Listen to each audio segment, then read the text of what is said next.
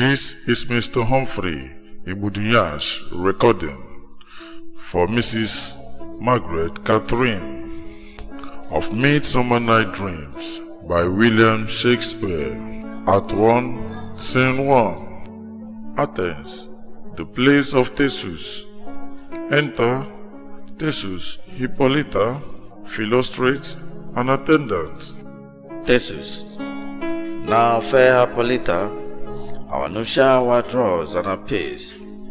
4 happy days, bringing another moon. Oh, me think how slow this old moon was. She lingers my desire, like to a step, dime or a dotage, long withering out a young man's revenue. Hippolyta, 4 days will quickly step themselves in the night.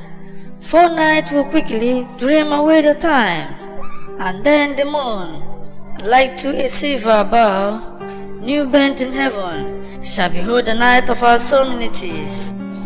Go, Philostrate, step up the antennas, youth, to the merriment. Awake the pet and nibble, spirit of might, turn melancholy, fall to the funerals.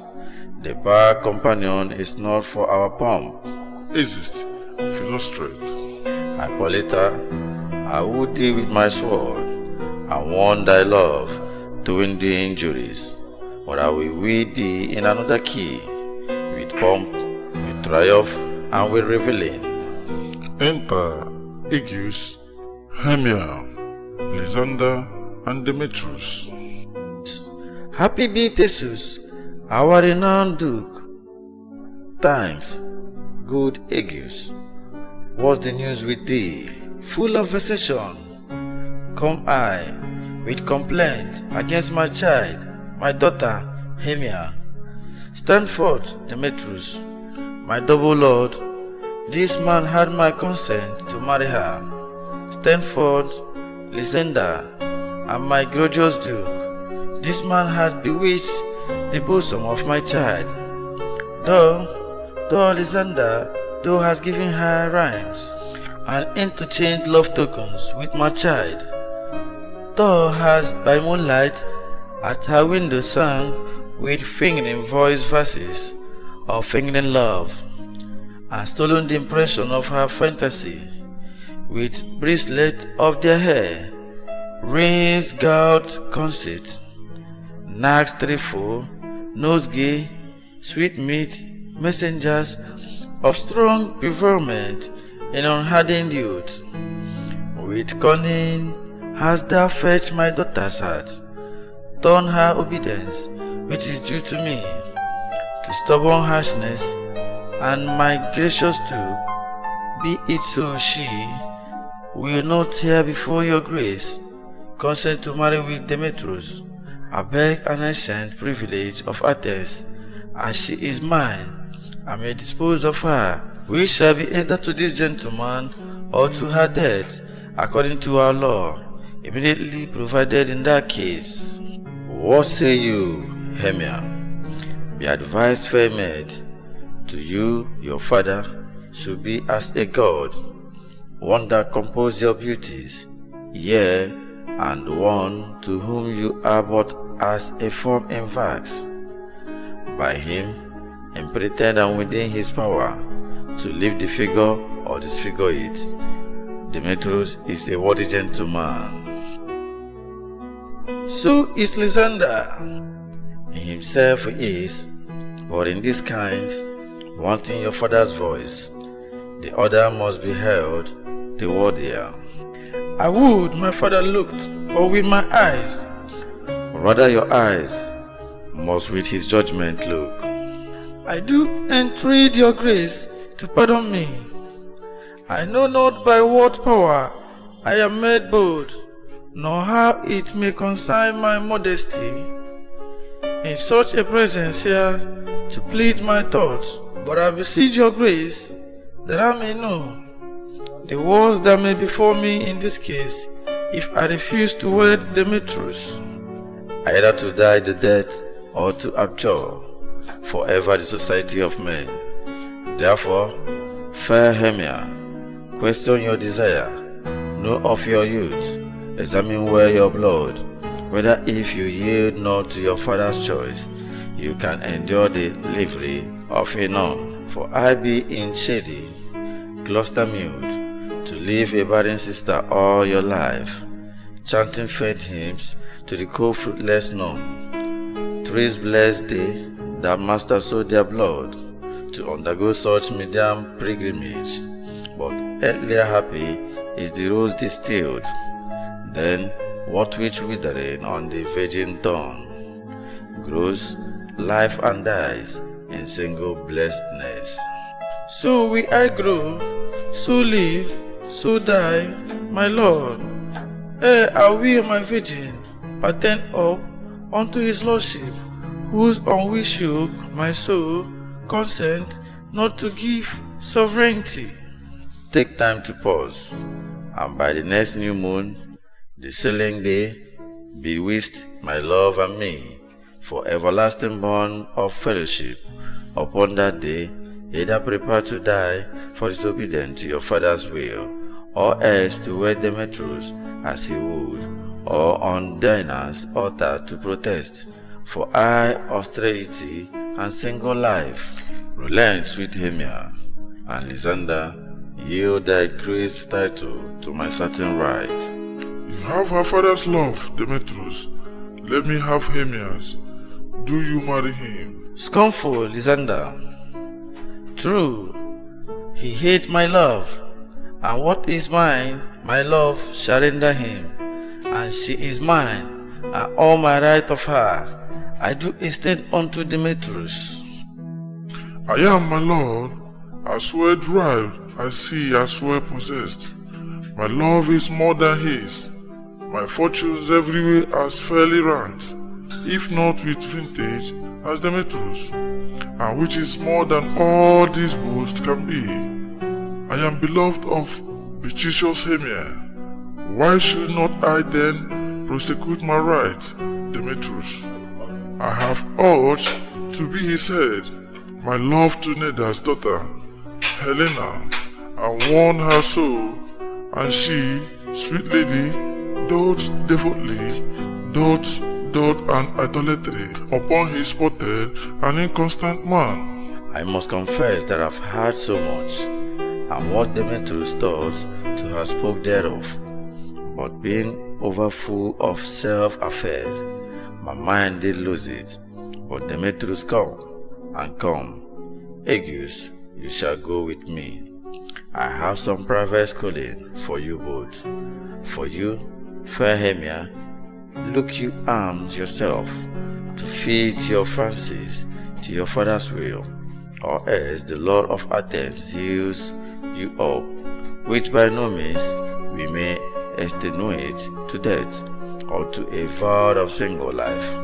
Come, my Hippolyta, watch here, my love. Demetrius and Aegeus, go along. I must employ you in some business against our nuptial, and confer with you of something nearly that concerns yourself. With duty and desire, we follow you. Exalt all, but Lysander and Hemia. How now, my love? Why is your cheek so proud? How chance the roses there do fade so fast? Belike for want of rain, which I could well between them from the tempest of my eyes. Ah, me! For all that I could ever read, could ever hear by tale or story, the courses of true love never did run smooth, but either it was different in blood. O cross, too high to be entrailed due to low, or else misgrieved in respect of years, O spirit, too old to be engaged to young, or else it stood upon the choice of friends, O hell, to choose love by another's eyes, or if there was a sympathy in choice, war, death, or sickness did lay seeds to it, making it momentary as a sound, swift as a shadow, short as any dream, brief as the lightning in the cold night, that in a spleen unfold both heaven and earth, and a man had power to say, Behold, the jaws of darkness do devour it up. So quick, bright thing come to confusion.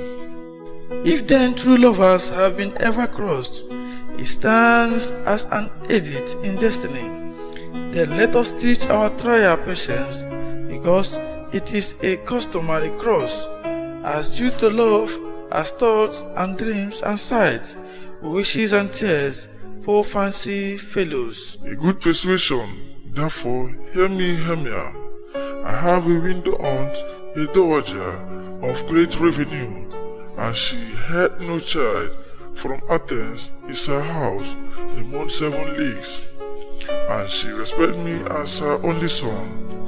There, gentle Hermia, may I marry thee, and to that place the sharp Athens law cannot pursue us.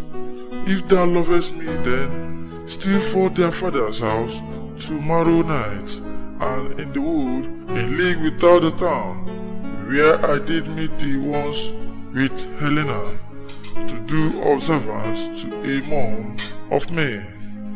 There I will stay for thee. My good Lysander, I swear to thee by Cupid's strongest bow, by his best arrow with the golden head, by the simplicity of Venice dove, by that which knighted soul and prosper loves, and by that fire which burns the Carthage queen, when the first Tryon under sail was seen, by all that vows that ever man have broke, a number more than ever woman spoke, in that same place thou hast appointed me. Tomorrow, truly, will I meet with thee. Keep promise. Love look. Here comes Helena. Enter Helena. Godspeed, fair Helena. Whiter away. Call me fair, that fair again on sale. Demetrius love, you're fair. O happy fair, your eyes are Lord's stare, and your tongue sweet air, more tunnable than lack to the safest air. When wheat is green, when hard thorns balls appear, sickness is catching. Oh, where favor so, yours would I catch, fair Hermia, ere I go. My ear should catch your voice, my eyes your eyes, my tongue should catch your tongue's sweet melody. Where the wood mind, Demetrius being beaten.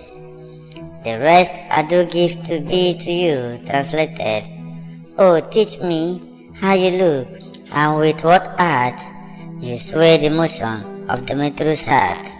I frowned upon him, yet he loves me still. Oh, does your frown would teach me smile such skill? I give him curses, yet he give me love. Oh, that my prayers could such affection move. The more I hate, the more he follows me. The more I love, the more he hated me. His folly, Helena, is not fault of mine. None but your beauty would that fault were mine. Take comfort, he no more shall see my face. Lysander and myself will fly this place. Before the time I did, Lysander see, seeing the Athens as a paradise to me. Oh, then, what grace is my love to dwell, that the heart turns the heaven unto hell. Helen, to your own mind we will unfold. Tomorrow night, when Phoebe doth behold her silver visage in the watery glass, darkened with liquid powder and bleeded grass, a time that lovers' flights does still cancel. Through Athens' gates have we devised to steal. And in the wood, where often you and I upon faint primrose's bed were wont to lie, emptying our bosom of their counsel sweet, there my Lysander and myself shall meet, and thence from Athens turn away our eyes to seek new friends and strange companies. Farewell, sweet playfellow, pray thou for us, and good luck. Grant thee thy Demetrius. Keep word, Lysander, we must starve our sight from lovers. Food till morrow, deep midnight. I will, my Hemia. Exist, Hemia. Helena, adieu. As you on him, Demetrius doth on you. Exist. How happy some or others some can be. Through Athens, I am thought as fair as she. But what of that? Demetrius think not so. He will not know what all, but he do know. And as he is, doting on Hemia's eyes, so I admiring of his qualities. Things based on vile, for the no qualities. Love can transpose to form and dignity. Love looks not with the eyes, but with the mind, and therefore is wings, do Cupid painted blind, nor hate love mind of any judgment taste. Wings and no eyes, figure unheedy, hate, and therefore is love said to be a child, because in choice he is so often lugured, as wiggish boys and the game themselves forswear. So the boy love is perjured everywhere, for ere Demetrius look on Hemia's eye, he held it down oath that he was only mine. And when this held some hate from Hemia's felt, so he dissolved and showers of oaths did melt. I will go tell him of fair Hemia's flight. Then to the wood we he tomorrow night. Pursue her, and for this intelligence, if I have thanks, is a dire expense. But herein means I to enrich my pen, to have his sight tighter and back again. Exit. End of Scene 1. Act 1, Scene 2. Athens, Quincy's house. Enter Quincy. Snob, bottom, flute, snout, and starveling. It's all our company here. You were best to call them generally, man by man, according to the script. Here is the scroll of every man's name, which is thought fit, through all Athens, to play in our interlude before the Duke and the Duchess on his wedding day at night. First, good Peter Quincy, say what the play treats on, then read the names of the actors, and so grow to a point. Mary, our play is the most lamentable comedy and most cruel death of Priamos and Thisbe. A very good piece of work, I assure you, and a merry. Now, good Peter Quincy, call forth your actors by the scroll masters, spread yourself. As I call you, Nick Bottom, the weaver. Ready, name what part I am for and proceed. You, Nick Bottom, are set down for Primus, What is Primus? A lover or a trance? a lover that kills himself most gallant for love. Thou will ask some tears in the true performance of it. If I do it, let the audience look at their eyes. I will move storms. I will condole in some measure to the rest, yet my chief humor is for a triumph. I could play Erico really, or a part to tear a cat in to make us split the ragging rocks, and shivering shock shall break the logs of prison gates, and Pavlovska shall shine far and make a mad the foolish fate. This was softly. Now name the rest of the players. This is Erico, then a triumph, then a lover is more condoling. Francis Flute, the bellows mender. Here, Peter Queens. Flute, you must take the Thisbe on you.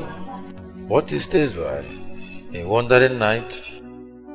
It is the lady that Priamos must love. No, fair, let me not play a woman. I have a bread coming.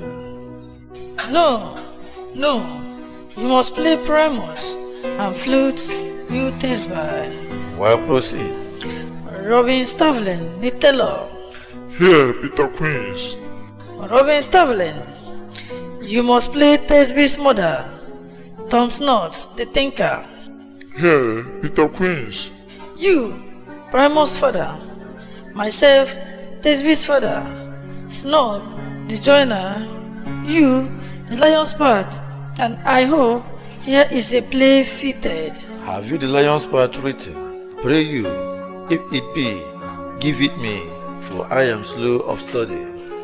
You may do it extempore, for it is nothing but roaring. Let me play the lion too. I will roar, that I will do any man's heart good to hear me. I will roar, that I will make the duke say, let him roar again, let him roar again. And you should do it too terribly. You would fright the duchess and the ladies that they will shriek, and that were enough to hang us all.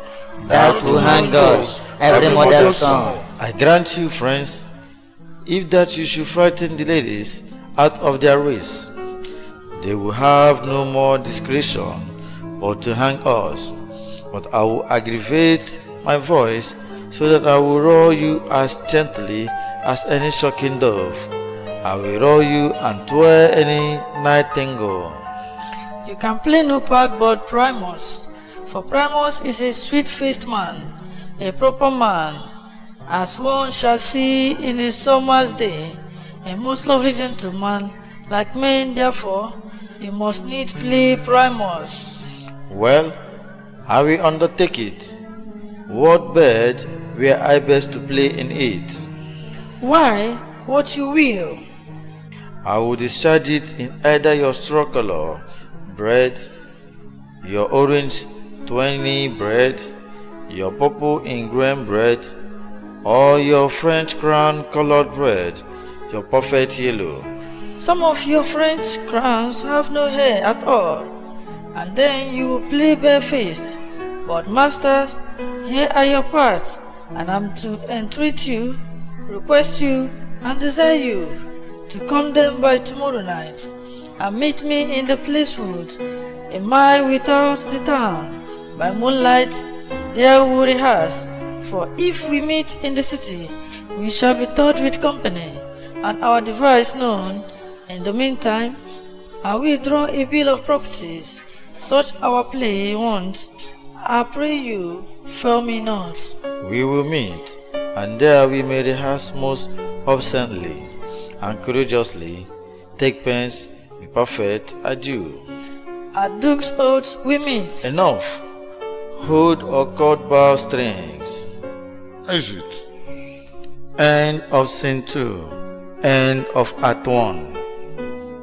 Act 2, Scene 1 of Midsummer Night Dreams by William Shakespeare. This is Mr. Humphrey Ibudunyash recording for Mrs. Margaret Catherine. A wood near Athens. Enter from opposite side a fairy and pug. How now, spirit? Winder, wander you? Over hills, over dale, through bush, through briar, over park, over power, through flood, through fire. I do wander everywhere, swifter than the moon's flare, and I serve the fairy queen. The dew her orbs upon the green, the cup leaves, though her pensioners be in their good coat spots. You see, those rubies, fairy favor, in those freakless life, their saviors. I must seek some dewdrops. Here I hang a pearl in every cup leaves. Farewell, though loves of spirits are be gone. Our queen and our elves come here anon. The king doth keep his revels here tonight. Take heed, the queen, come not within his sight, for everyone is passing, fell and wrought, because that as she, as her attendant had, a lovely boy, stolen from an Indian king. She never had so sweet a challenging and jealous Oberon, would have the child knight of his train, to trace the worst wide, but she perforce withhold the love boy, crowns him with flowers, and makes him all her joy. And now they never meet in grove or green, by fountain clear or spangled starlight sheen, but they do square that all the elves for fear grip into acorn cups and hide them there. Either I mistake your shape and make him quiet, or else you are the shrewd and the nervous spirit, called the robin, good fellow, and not you, he that fright and medians of the villagery. Skim milk and sometimes labor in the queen, and bootless make the breathless housewife turn, and sometimes make the drink to bear no balm, misled night wanderers laughing at the arms. Those that hobbling call you and sweet pork, and do their work, and they shall have good luck. Are not you he? Thou speaks aright. I am the merry wanderer of the night.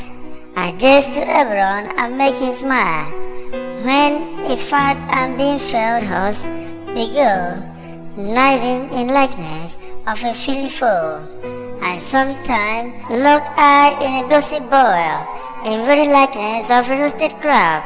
And when she shrink against her lips, I pop, and on her withers do lap for the air. A waste aunt telling the saddest tale, sometimes for 3 foot too, mistaketh me. Then slip I from her bum, down tumble, she and tello cries and falls into a cough. And then the hookwear host their hips and laugh and waxing in their mirth and knees and swear. A merry hour was never wasted there, but room ferry, here comes Oberon. And here my mistress, would that he were gone. Enter from one side Oberon with his friend, from the other Titania with hers. I met my moonlight proud Titania. I have forsworn his bed and company. Tarry, rash wanton, am not I thy lord? Then I must be thy lady. But I know, when thou hast stolen away from fairyland, and in the shape of a clothing, sat all day, playing on pipes of corn and versing love to amorous Philidia, why art thou here, come from the farthest steppe of India, but thou forsooth the bouncing amazing? Your buskined mistress and your warrior, love, to Theseus must be wedded, and you come to give their bed joy and prosperity. How canst thou thus for shame? Titania glanced at my credit with Hippolyta, knowing I knew thy love to Theseus. Didst thou not lead him through the glamoring night from Phrygia, whom he ravished, and make him with fair Ego break his faith with Ariadne and Antopa? These are the forgeries of jealousy, and never since the midsummer spring, met with unhealed in dell forest, or met by paved fountain or by rush brook, or in the bridge margent of the sea, to dance our ringlet to the whistling wing. But with thy brows thou hast disturbed our sport, therefore the wings piping to us in vain, as in revenge have sucked up from the sea contagious fogs, which falling in the land have every petering river made so proud, that they have overborne their contents. The ox had therefore stretched his yoke in vain, the plungman lost his sweet, and the green corn had rotted ere his youth attained a bird. The fold stands empty in the drawn field, and crowns are fatted with the modern flocks. The 9 men's modest is filled up with mud, and the quaint maize in the wanton grain. The lack of trade are undistinguishable, and the human mortal wants their winter here. No night is now with him or carol bliss. Therefore the moon the governess of flood, pale in her anger, washes all their air. The rheumatic diseases do abound, and through this distemperature we see the season alter. Hoary-headed frost find the fresh lap of the crimson roses, and now old hymn stain an icy crown, an odorous chaplet of sweet summer birds is as a mockery. Set the spring, the summer, the chilling autumn, angry winter change, their wanted liveries, and the mazed world, by their increase now, knows not which is which, and the same pugny of evil comes from our debates, from our dissensions. We are their parents and original. Do you amend it then? It lies in you. Why should Titania cross her Oberon? I do but beg a little changeling boy to be my henchman. Set your heart at rest. The fairyland buys not the child, the mother. Set your heart at rest. The fairyland buys not the child of me. His mother was a votaress of my order, and in the spaced Indian air, by night, full often has she gossiped by my side, and sat with me on the Neptune's yellow sand, making the embarked straight on the flood, when we have laughed to see the sails conceive and grow big-bellied with the wanton wind, which she, with pretty and with swimming gets, following her womb, then reach with my young square, would imitate and sail upon the land, to fetch me 34s and return again, and as from a voyage, rich with merchandise, but she being mortal of the boy, did die, and for her sake do I lay up her boy, and for her sake I will not part with him. How long within this wood intend you stay? Perchance till after Theseus' wedding day, if you will patiently dance in our round, and see our moonlight reviews, go with us. If not, shun me, and I will spare your haunts. Give me that boy, and I will go with thee. Not for that fairy kingdom. Fairy is away. We shall chide downright if I longer stay. Is it Titania with her train? Well, go that way, thou shalt not from his grove, till I torment thee for his injury. My gentle pork, come higher.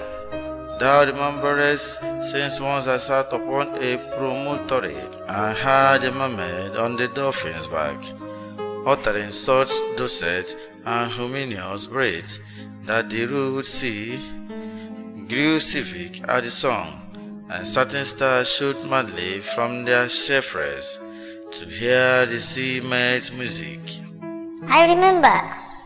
That very time I saw, but thou couldest not, flying between the cold moon and the earth, Cupid all armed, a certain armed he looked, a fair Vesta thrown by the west, and loosed his love shafty smartly from his bow, as it should pierce 100,000 hearts, but I might see young Cupid's fairy swift, quench in the chaste beams of the watery moon, and the imperial fortress passed on in medium meditation, fancy trees, yet marked I, where the bolt of Cupid fell.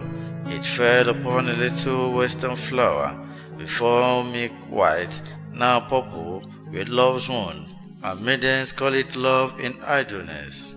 Fetch me that flower, the herb I shewed thee once, the juice of unsleeping Isley glade, will make all man or woman madly dote upon the next life creature that it sees. Fetch me this herb, and be thou here again, ere the Leviathan can swim a league. I put a guido round about the earth in 40 minutes. Is it? Having once this juice, I watch Titania when she is asleep, and drop the liquor of it in her eyes, The next thing, then she is waking, looks upon, be it on lion, bear or wolf or bull, or many monkey, or a busy ape, she shall pursue it with the soul of love, and ere I take this charm from off her sight, and I can take it with another, harp, I'll make her render up her page to me. But who comes here? I'm invisible, and I will overhear their conference. Enter Demetrius, Helena, following him. I love thee not, therefore pursue me not. Where is Lysander and fair Hermia? The one I'll stay, the others lie at me. Thou told me they were stolen unto this wood, and here I am, and wood within this wood, because I cannot meet my Hermia. Hence, get thee gone, and follow me no more. You draw me, you had hearted adamant, but yet you draw not iron for my heart. It's true as steel. Leave you, your power to draw, and I shall have no power to follow you. Do I entice you? Do I speak you fair? Or rather do I not in plainest truth tell you I do not, nor I cannot love you? And even for that, do I love you the more. I am your spinner, and Demetrius, the more you beat me, I'll fawn on you. Use me but as your spinner. Spunk me, strike me, neglect me, lose me, only give me leaves, unworthy as I am to follow you. What other place can I beg in your love, and yet a place of high respect with me, than to be used as you use your dog? Tempt not too much the hated of my spirit, for I am sick when I do look on thee. And I'm sick when I look not on you. You do impeach your modesty too much, to leave the city and commit yourself into the hands of one that loves you not. They trust the opportunity of night, and the ill counsel of the desert place, with the rich worth of your virginity. Your virtue is my privilege, for that it is not night when I do see your face. Therefore I think I'm not in the night, nor does this wood lack walls of company, for you in my respect are all the world. Then how can it be said, I am alone, when all the world is here to look on me? I'll run from thee, and hide me in the brakes, and leave thee to the mercy of wild beasts. The wild beast has no such a heart as you. Run when you will, the story shall be changed. Apollos flies, and dolphins hold the chase. The dove pursue the griffin, the mute hen makes speed to catch the tiger. Both less speed, when cowardice pursue and valor flies. I will not stay thy questions, let me go. Or if thou follow me, do not believe, but I shall do this mischief in this wood. Ah, in the temple, in the town, the field, you do me mischief, feel the mistress.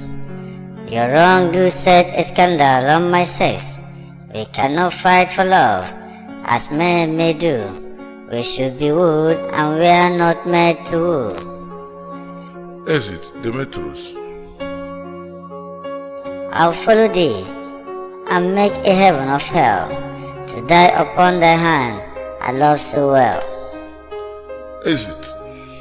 Fare thee well, knife, ere he do leave this grove. Thou shalt fly him, and he shall seek thy love. Re-enter Pog. Hast thou the flower there? Welcome, wanderer. There it is. I pray thee give it me. I know a bank where the white times flow, where oxlips and the nodding violet grows, white over canopied and luscious woodbine, with sweet musk roses and with enlightening Titania, something of the light, luring the flowers with dance and delight, and there the snake throws her emerald skin, width wide enough to wrap a Freddy in, and with a juicy of this, I strike her eyes and make her full of hateful fantasies. Take that some of it and stick through this groove. A sweet Athens lady is in love with a thankful youth, anoints his eyes, but do it when the next thing he espies may be the lady. Thou shalt know thy man by the Athens garment he had on, effect with some care, that he may prove more fond on her than she upon her love. And look thou meet me ere the first cock crow. Fear not, my lord, your servant shall do so. Exit. End of Scene 1, Act 2. Act 2, Scene 2. Another part of the wood. Enter Titania with her train. Come now, a roundel and a fairy song.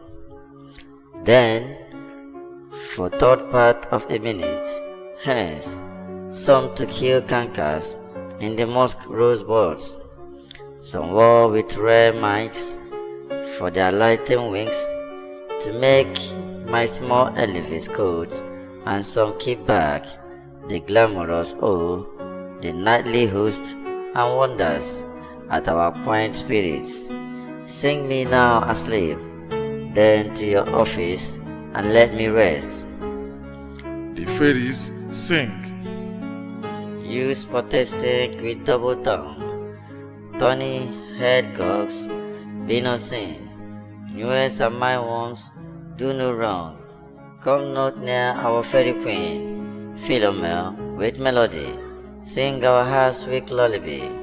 Lola, Lola, lullaby. Lola, Lola, lullaby. Never harm, nor spare, nor charm. Come over, lovely lady night. So good night with lullaby. Weaving spiders, come not here. Hence your long legs, spinners, hence. Betos black, approach not near. Warm not snare, do not offense. Philomel with melody and sea. Hands away, not all is well. One aloof stands sentinel.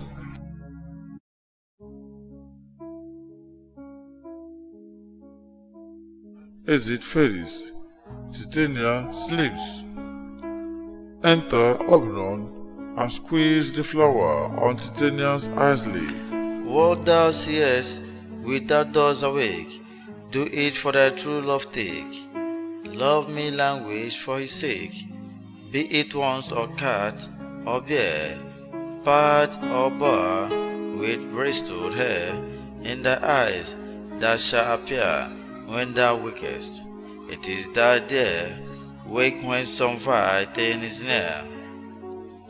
Exit. Enter Lysander and Hemia. Fair love you find with wandering in the wood, and to speak truth, I have forgot our way. Will rest us, Hemia, if you think it good, and pray for the comfort of the day. Be it so, Lysander.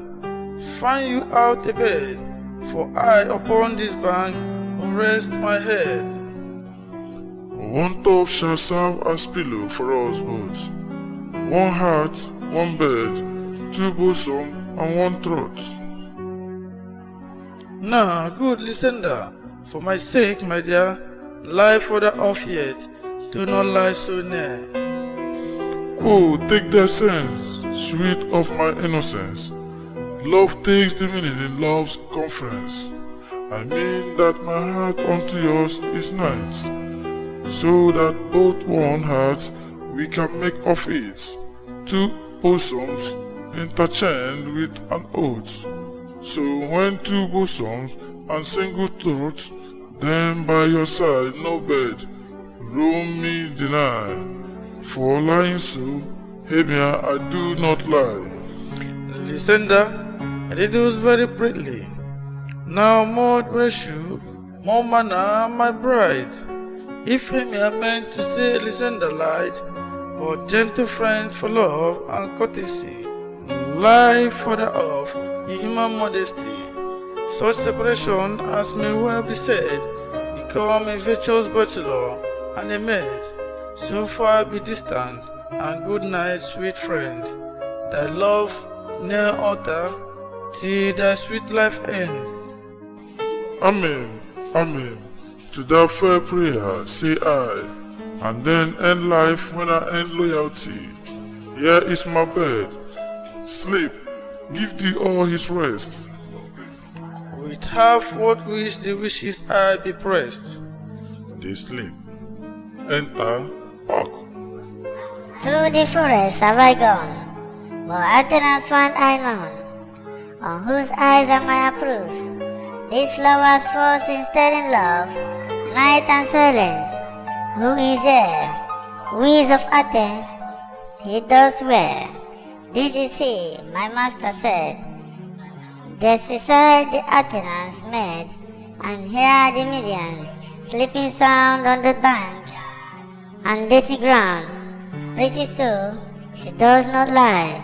Near this slack love, this keen courtesy, call upon thy eyes I throw. All the power this psalm doth owe. When thou wakest, let love forbid sleep.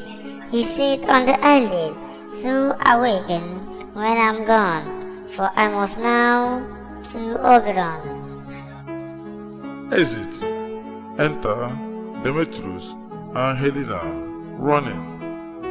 Stay, do thou kill me, sweet Demetrius. I charge thee hence, and do not harm me thus. Oh, will thou darkling leave me? Do not so. Stay on thy prayer, I alone will go. Exit.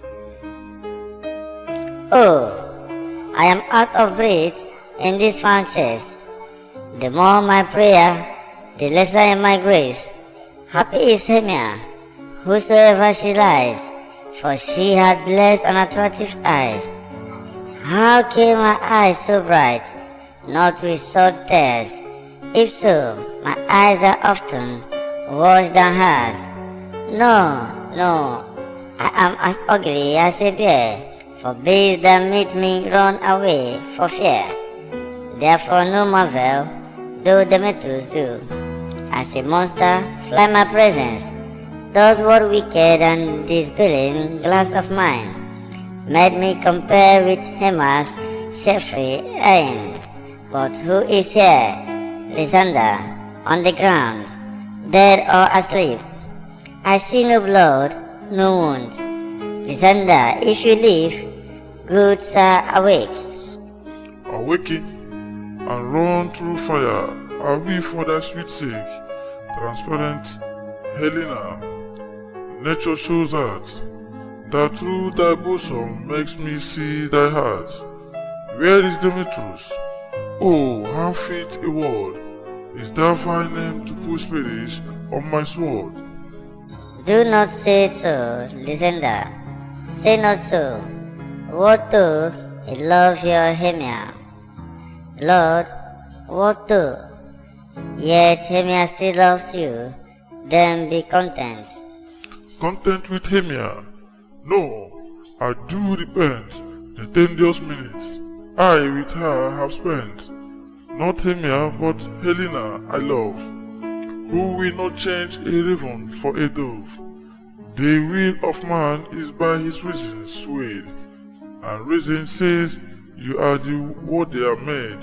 Things growing are not ripe until their season. So I, being young, till now ripe not to season, and touching now the point of human skill, reason become the marshal to my will, and lead me to your eyes, where I will look. Love story, written in love's richest book. Wherefore was I to this new mockery born? When at your hands did I deserve this scorn?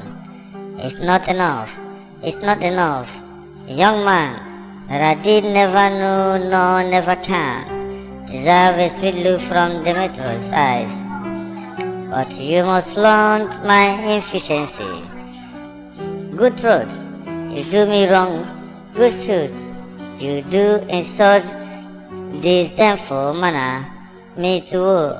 But fare you well. First I must confess, I thought you, Lord, of more true gentleness. Oh, that a lady of one man refused, should of another therefore be abused. Is it?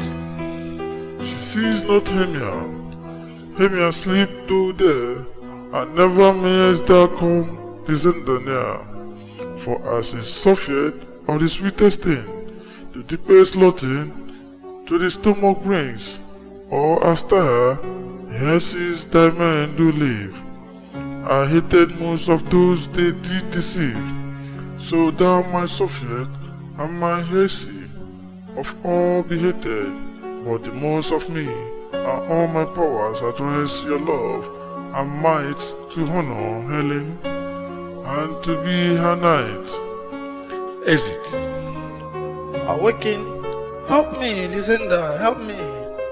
Do thy best to pluck his crawling serpent from my breast. Ah, me for pity. What a dream was there.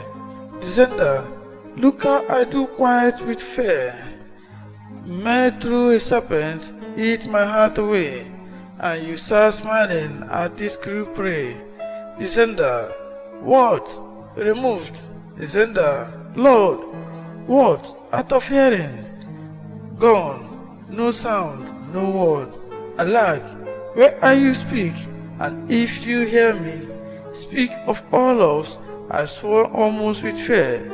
No, then I well perceive you are all not knife, either death or you will find immediately.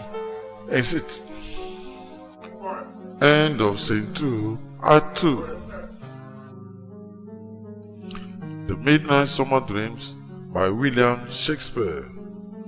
This is Mr. Humphrey Iburinyash reading for Mrs. Margaret Catherine. Act 3, Scene 1. The wood, Titania lying asleep.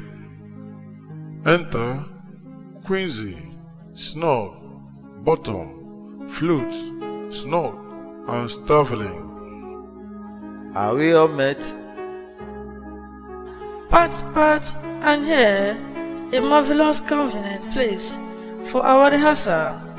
This green plot shall be our stage. These hawthorns break our tearing house, and we will do it in action, as we will do it before the Duke. With our queens.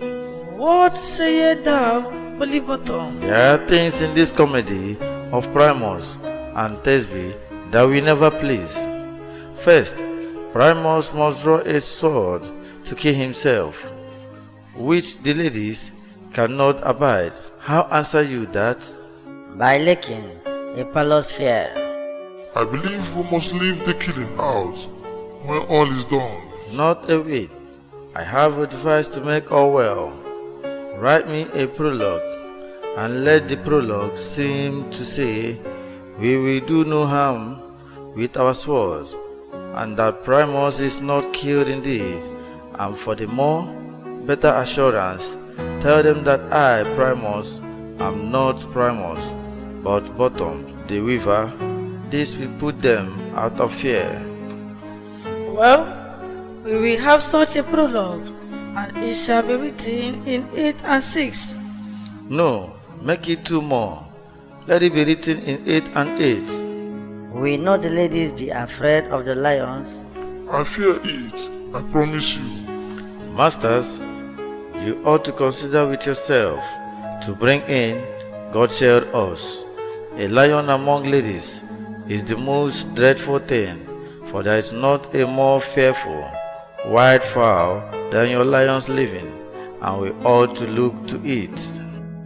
Therefore, another prologue must tell he is not a lion. Now, you must name his name, and half of his face must be seen through the lion's neck, and he himself must speak true, saying thus or not the same defect. Ladies, or fair ladies, I will wish you, or I will request you, or I will entreat you not to fear not to be trembled, my life for yours. If you think I come hither as a lion, it were pity of my life. No, I am no such thing. I am man as other men are, and there indeed let him name his name, and tell them plainly he is Nog the journeyer. Well, it shall be so, but there is two hard things.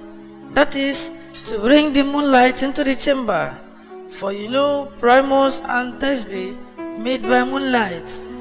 Does the moon shine? That night we play our play. A calendar, look in the almanac, find out moonshine, Yes, it does shine that night. Why, then may you leave a casement of the great chamber window, where we play open, and the moon may shine in at that casement. Or else one must come in with a bush of thorns and a lantern, and say he comes to disfigure, or to present the person of moonshine. Then there is another thing. We must have a wall in the great chamber, for Primus and Thisbe says the story. They talk through the chink of a wall. Yes, can never bring in a wall. What say you, Bottom? Some man or other must present wall, and let him have some plaster, or some loam, or some rough cast about him, to signify war, and let him hold his finger. Thus and through that crying shall Primus and Thisbe whisper. If that may be, then all is well. Come, sit down. Every mother's son, and rehearse your parts. Primus, you begin. When you have spoken your speech, enter into the break, and so everyone according to his cue. Enter. Pork behind. What hempen, homespuns have we swaggering here, so near the cradle of the fairy queen? What a play toward I will be an auditor, an actor too, perhaps if I see cause. Speak, Primus. Thisbe, stand forth. Thisbe, the flowers of audacious Savior sweet. Others, Savior sweet, so has thy breath. My dearest stays by there, but hark a voice. Stay thou but here a while, and by I will to thee appear. Is it? A stranger, Primus, than I played here. Is it? Must I speak now? Marry, must you, for you must understand he goes, or to see a noise that he had, and is to come again. Most radiant Primus, most lily white of hue, of color, like the red rose on Tryphon bearer, most brisky juvenile, and eke most lovely Jew, as true horse, that ye will never tire. I'll meet thee, Primus, and Nini Toms. Ninos, Tom, man, why, you must not speak that yet, that you answer to Primus. You speak all your part at once. Cues and all, Primus, enter your cue. It's past, it is, never tired. Oh, as true Astros horse, that ye will never tire. Re-enter, Pork, and Bottom, with an ass head. Oh monstrous, oh strange, we are haunted, pray, master, fly master's help. Is it? Quincy, Snog, Flute, Snort, and Stavelin. I'll follow you. I'll lead you about around. To the bog, to the bush, to the break, to the barrier. Sometime a horse I'll be, sometime a hound, a hog, a headless bear, sometime in fire, and neigh, and bark, and grunt, and roar, and burn like horse, hang hog, bear fire at every turn. Is it? Why do they run away? This is never of them to make me afraid. Re-enter Snot. O bottom, thou art changed. What do I see on thee? What do you see? You see an ass head of your own, do you? Is it? Snot. Re-enter Queens. Bless thee, bottom, bless thee, thou art translated. Is it? I see the knavery.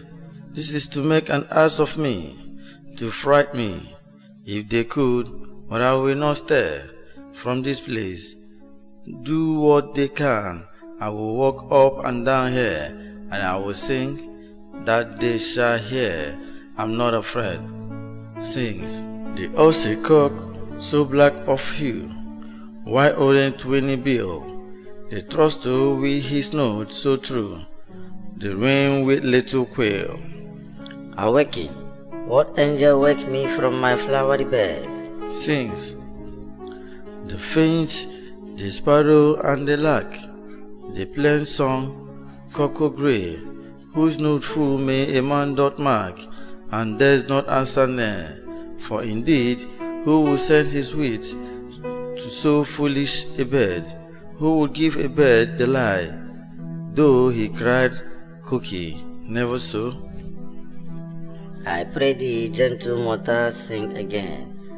My ear is much enamored of the note, so is my eyes enthralled to the shape, and thy fair features first before doth move me, on thy first view to say, to swear I love thee.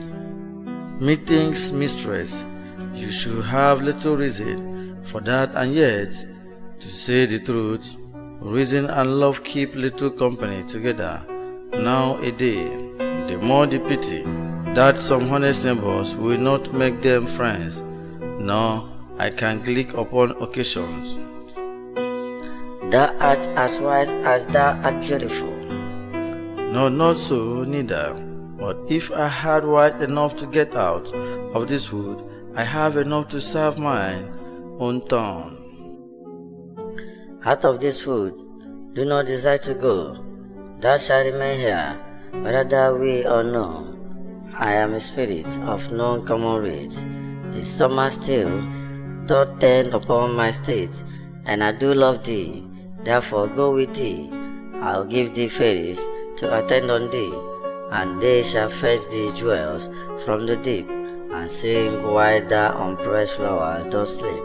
And I will purge thy mortal crossing, so that thou shalt like an air spirit go. Peace blossom, cobweb, malt, and mustard. Enter Peace Blossom, Cobweb, Malt, and Mustard. And I, where shall we go? Be kind and cautious to a gentleman. Hope in his walls and gabble in his eyes. Feed him with apricot and dwarberries, with purple grapes, green figs, and mulberries. The honey bags steal from the humble bees, and for the night tapers crop their waxen ties that line them at the fairy glow worm's eyes. To have my love to bed and to arise, and pluck the wings from painted butterflies, to fan the moonbeams from the sleeping eyes, not to him Elvis, and do him courtesies. Help, mortal! Help! Help! Help! I cry your worship, Missy, heartily. I beseech your worship's name. Cobweb, I shall desire you of more acquaintance. Good master Cobweb, if I cut my finger, I shall make bold with you. Your name, honest gentleman. Please, Boso. Good master, mustard seed, I know your patience well. That same cowardly giant like us be fed, devoured many a gentleman of your house. I promise you, your kindred had made my eyes water, and now and desire your more acquaintance, good master, mustard seed. Come, wait upon him, lead him to my bower. The moon mintics look very watery eyes, and when she weeps every little flower, lamenting some enforced chastity. Tie up my lover's tongue, bring him silently. Excerpt. End of Act 3, Scene 1. This is Mr. Humphrey Ebudunyash recording for Mrs. Margaret Catherine of Midsummer Night Dreams by William Shakespeare. Act 3, Scene 2. Enter Oberon. I wonder if Titania be awaked. Then what it was that next came in her eyes, which she must dot on the extremity. Enter Puck. Here comes my messenger. How now, mad spirits? What night rule now about this haunted grove? My mistress with a monster is in love, near to her close and consecrated bower. While she was in her dull and sleeping hour, a crew of patches, rude mechanicals, that work for bread upon antenna store, were met together to rehearse a play intended for great Jesus' nuptial day. The shallowistic skin of that barren sort, who Primus presented in their spot, forsook his sin and entered thee in a break. When I did him a disadvantage take, and as no a face on his head, I know his tipsy must be answered, and forth my meaning comes, when they him spied, as wag is that the creeping flower's eyes, or reset pathetic rose, many insults, rising and cawing at the gun's reports, sever themselves and madly sweep the sky, so at his high away his followers fly, and at our stamp, here all and over once for, he mother, cries and help from Athens cause, their sense those weak, lost with their fears, those strong, made senseless then began to do them wrong, for braves and thorns at their apparel snatch,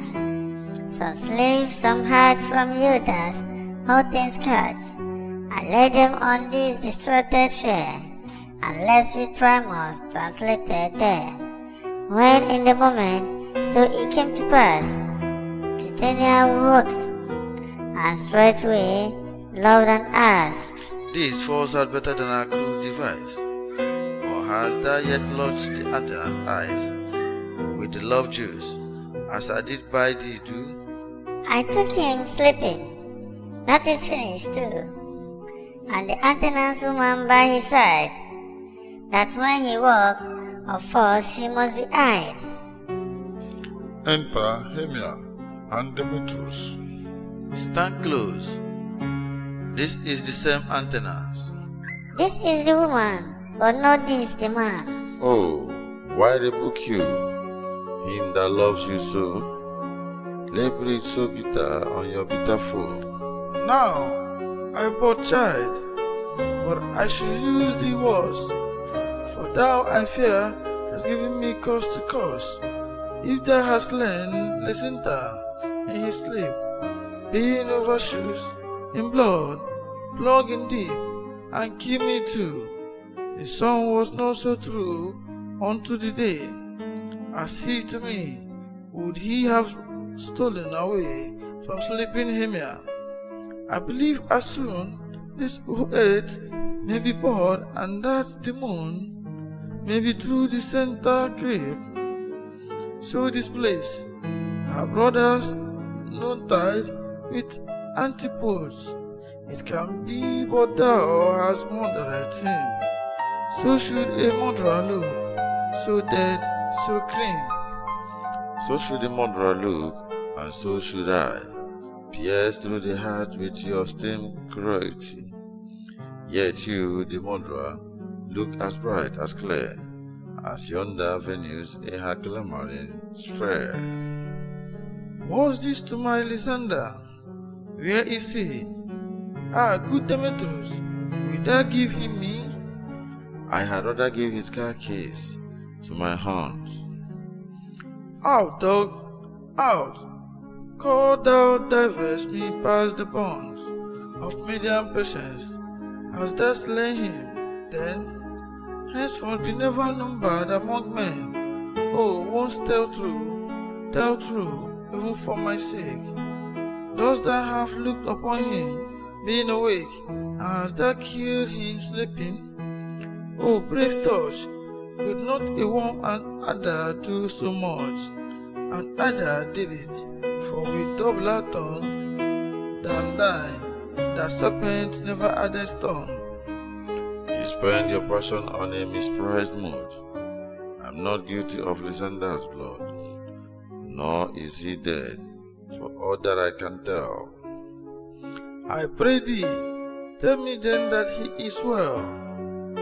And if I could, what should I get therefore? A privilege never to see me more, and from thy hated presence part I so. See me no more, whether he be dead or no. Is it? There is no following her in this fierce vein. Yet therefore, for a while I will remain, so sorrow heaviness doth ever grow. For depth that bankrupt sleep does sorrow owe, which now is some silent measure it will be. If for his tender hair I make some stay, Lies down and sleeps. What hast thou done? Thou hast mistaken quiet, and laid the love Jews on some true love site. Of thy inspiration must perforce ensure some true love turned and not a false turn true. Then fate overruled that won my holding trust. A million fell, confounding oath on oath.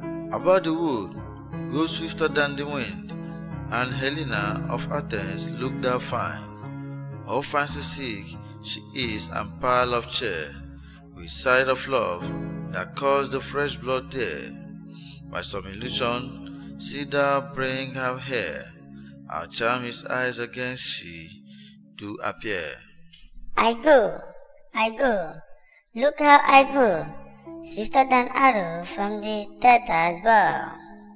Is it? Flowers of this purple dyes, hate with Cupid's archery, sinking apple of his eyes, when his love it does expire.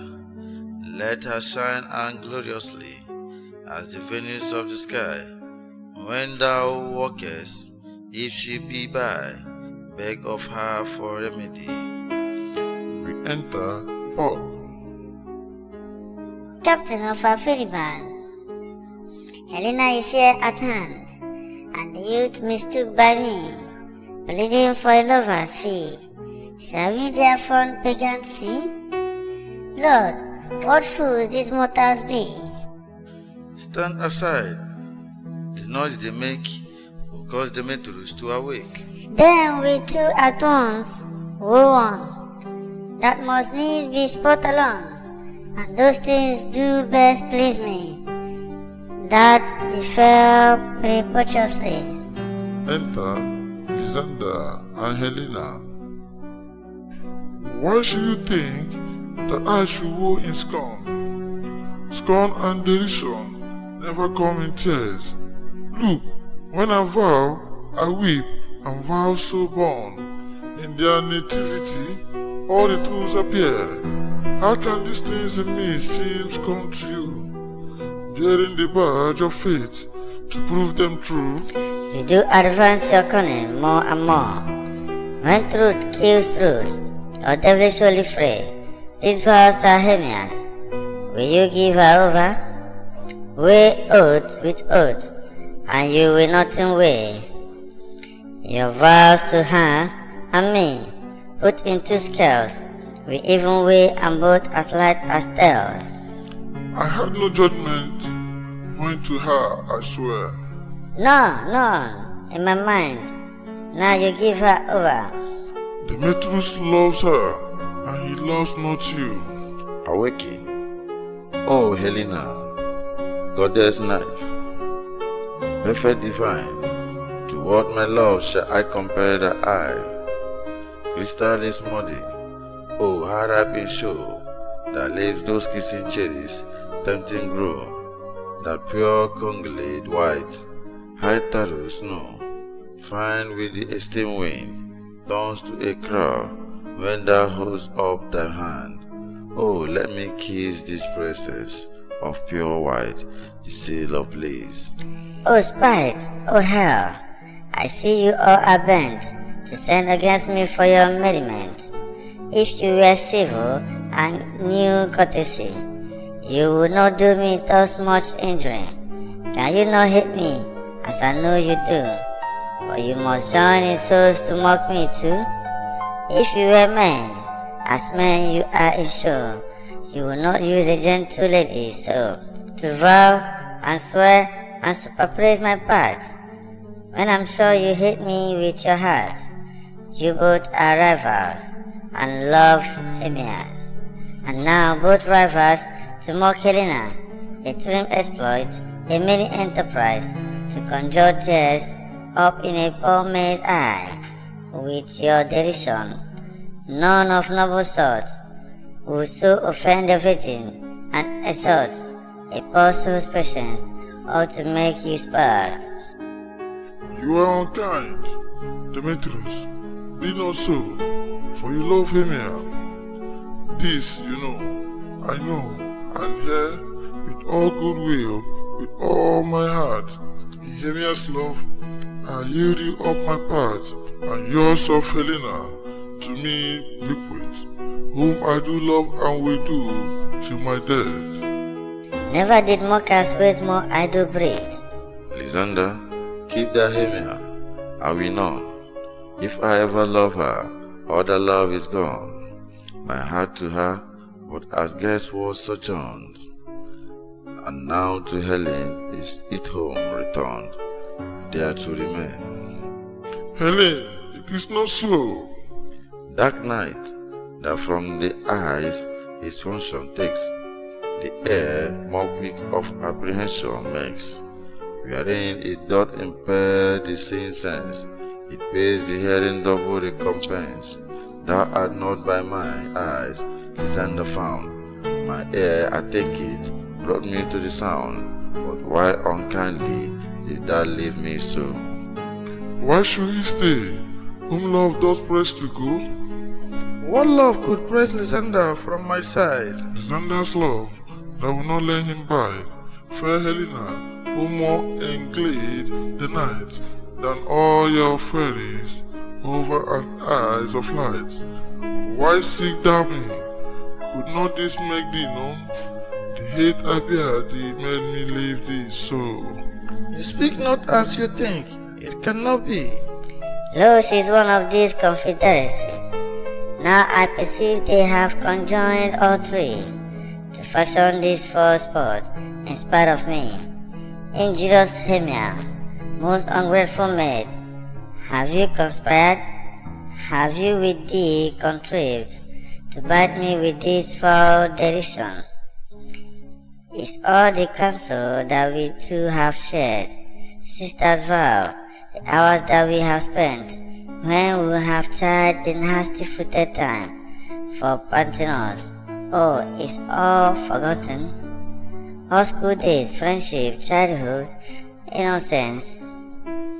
We Hemia like two artificial gods, how with our needles created both one flower, both on one sampler, sitting on one cushion, both wobbling of one song, both in one key, as if our hands, our sides, voice and mind have been incorporated, so we grow together like to a double cherry, seeming parted, but yet an union in partition.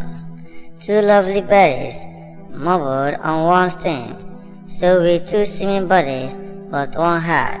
Two of the first like coats in heraldry, two but one and crowned with one crest, and will you rent our ancient love asunder, to join with men in scorning your poor friend?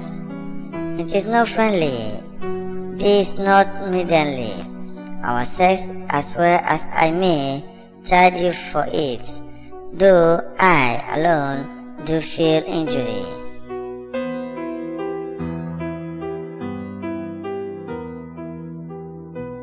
Have you not said Alexander as in scorn to follow me and praise my eyes and face? And made your other love Demetrius, who even but now did spawn me with his foot, to call me goddess knife, divine and rare, precious celestial? Wherefore speak he this to her he hates, and wherefore doth Alexander deny your love, so rich within his soul, and tender me for shoot affection? But by you sitting on, by your consent, what thought I be not so in grace as you, so hung upon with love, so fortunate, but miserable most, to love unloved? This you should pity rather than despise. I understand not what you mean by this.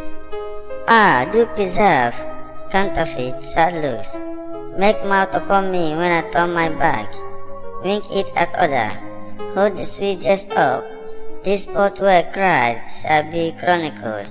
If you have any pity, grace or manners, you would not make me such an argument, but fare ye well, thrice partly my own fault, which death or absence soon shall remedy. Stay, gentle Helena. Hear my excuse, my love, my life, my soul. Fair Helena. Oh, excellent! Sweet, do not scorn her so. If she cannot entreat, I can compare. Thou canst compare no more than she entreat. Thy tread have no more strength than her weak prayers. Helen, I love thee, by my life I do. I swear by that which I will lose for thee, to prove him false that says I love thee not. I say I love thee more than he can do. Quiet, come. Alexander, where to tell all this? Away, you Etu. No, he will. Seem to break loose. Take on as you would follow, but ye come not. You are a dumb man. Go. Hang off, thou cat, thou body, vile thing, let loose, or I will shake thee from me like a serpent.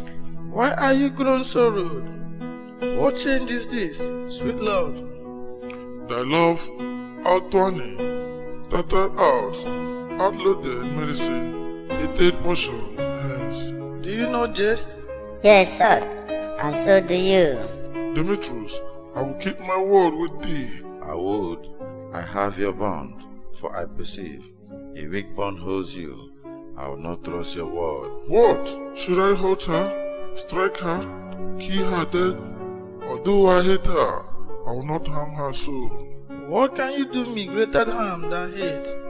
Hate me, wherefore? Oh me, what news, my love? Am I not Hemia? Are not you Lysander?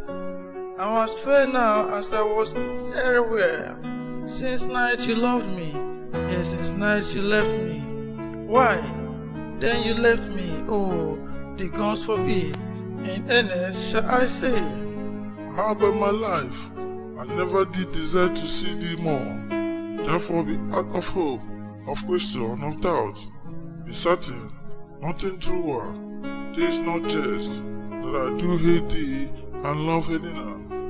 oh me, you juggler, you cancabloso, you thief of love, what have you come by night and stolen my love's heart from him? Fine, I faith. Have you no modesty, no maiden shame, no touch of bashfulness, What will you tear impatient answer from my gentle tongue? Fee, fee, you counterfeit, you puppet, you. Puppet? Why so? That way goes the game. Now I perceive that she has made compare between our statures. She had urged her height, and we her personage, her tall personage.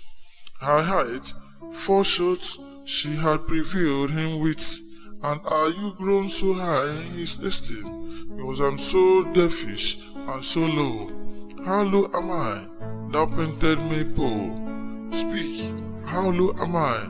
I'm not yet so low, but that my nails can reach unto thy eyes. I pray you do, you mock me, gentlemen. Let her not hurt me. I was never cursed. I have no gift at all in shrewishness. I am right made for my cowardice. Let her not strike me.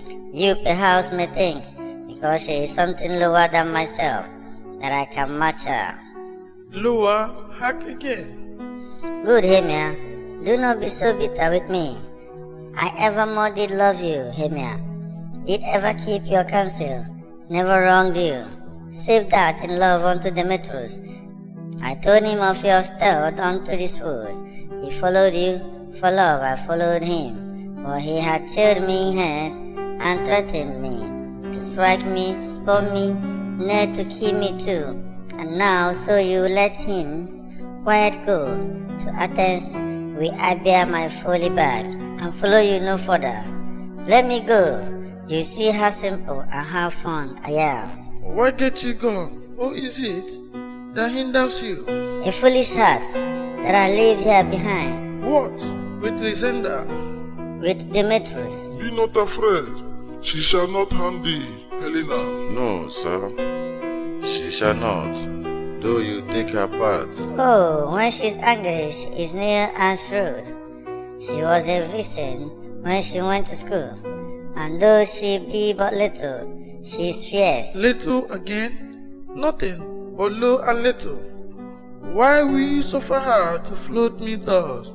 Let me come to her. Get you gone, you dwarf. You minimus of hindering not grassmen. You bid, you accord. You are too officious in her behalf that scorn your services.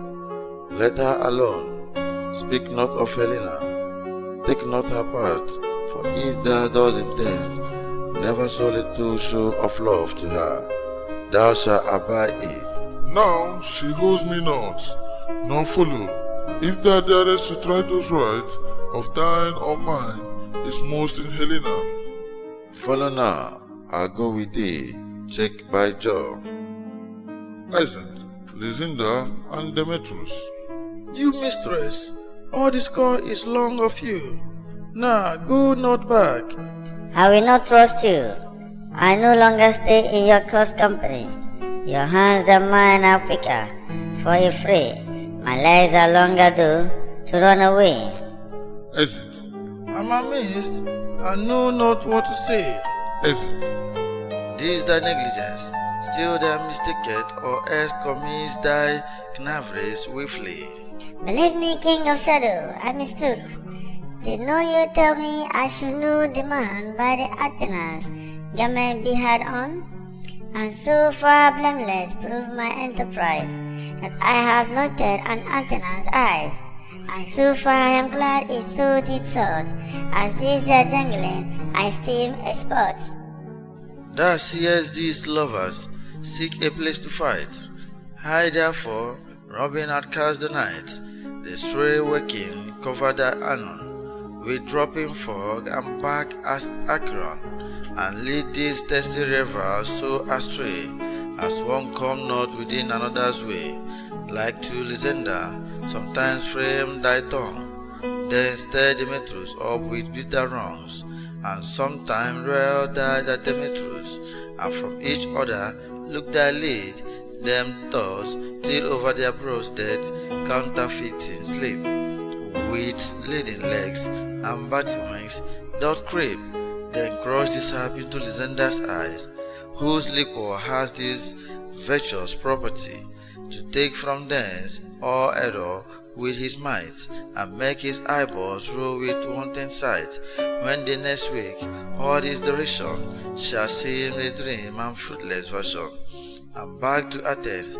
shall the lovers wend, with league whose date till death shall never end. While in this affair to deep employ, I to my queen and beg her Indian boy, then I'll win her charmed eyes release from monster's view, and all things shall be peace. My fairy lord, this must be done with haste, for night swift dragons cut the cloud full fast, and yonder shines Aurora's harbinger, at whose approach ghost, wandering here and there, troop home to churchyards, damn spirit all, that is crossway and floors half burial, already to their warmy beds are gone, for fearless they shoot their shames upon.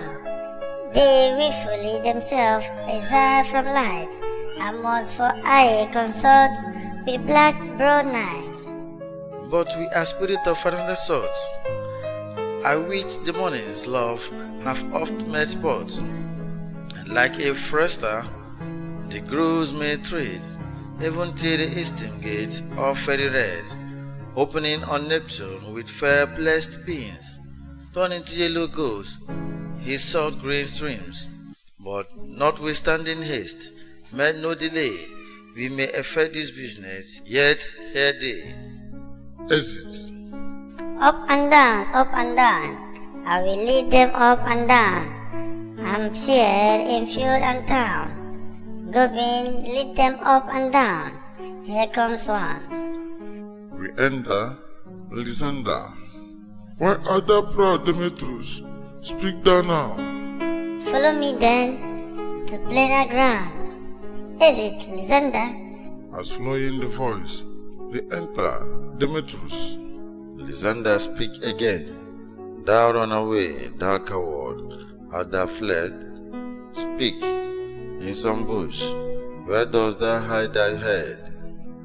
Thou coward, thou bragging to the stars, telling thy bush that thou lookest for wars, and will not come? Come, regrets, come, thou child, I wipe thee with a rod.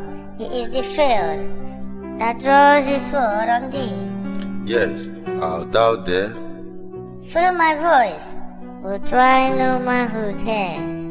Exit. We enter Lysander. He goes before me and still dares me on. When I come where he calls, then he's gone. The villains is much lighter heels than I follow thee fast, but faster he did fly.